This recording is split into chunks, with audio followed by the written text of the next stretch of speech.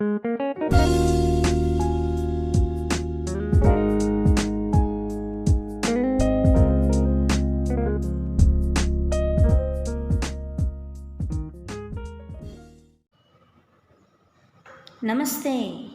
प्यारे विद्यार्थियों, आज का जो क्लास है वो आपके लिए अभ्यास कार्य है। अभ्यास कार्य 2 यानी असाइनमेंट 2, सुजान भगत भाग 3 और 4 अर्थात वीडियो लेक्चर क्लास 5, 6 एंड 7 को फिर से देखो, सुनो, पढ़ो और किताब को रेफ़र कर सुजान भगत इस पाठ की अब तक की हमने जो कहानी पढ़ी है उस आधार पर अब आपको कुछ प्रश्न पूछे जाएंगे।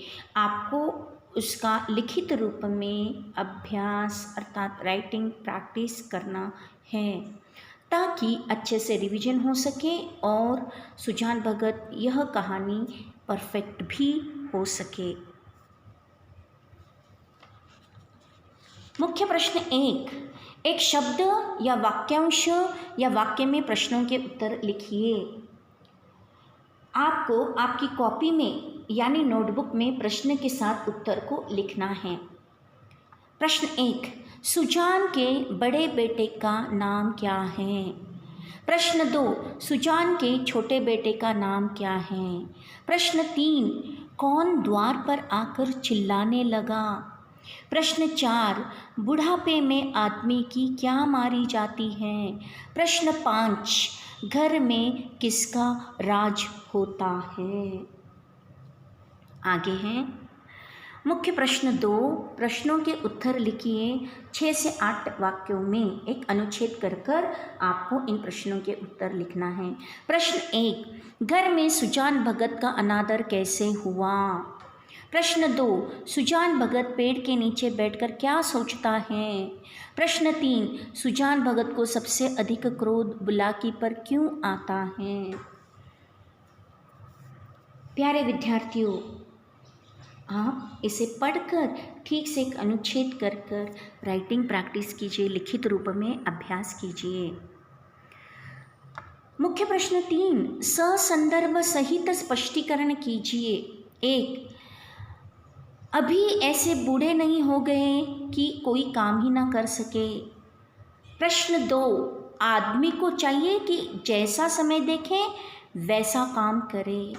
प्रश्न 3, अब तक जिस घर में राज्य किया उसी घर में पराधीन बनकर नहीं रह सकता। प्यारे विद्यार्थियों, आप जानते हैं ससंदर्भ स्पष्टीकरण कैसे करना है। आपको संदर्भ और स्पष्टीकरण और विशेषता 3 भागों में लिखना है। पहले संदर्भ, आपको संदर्भ में लिखना है पाठ का नाम, लेखक का या कवि का नाम, किसने किससे कहा। स्पष्टीकरण, दूसरा भाग, जो वाक्य दिया है उसका विवरण करना है। विशेषता, संदर्भ, तीसरा भाग है विशेषता। संदर्भ और स्पष्टीकरण के आधार पर आपको इस वाक्य की विशेषता 1 या 2 वाक्यों में लिखनी है। इन तीनों को मिलाकर 1 पेज तक आपको एक संदर्भ स्पष्टीकरण के लिए आपको वह विवरण या स्पष्टीकरण लिखना है। यही सही तरीका है। बस ये आपके लिए पुनरावर्तन यानी रिवीजन या अभ्यास कार्य है।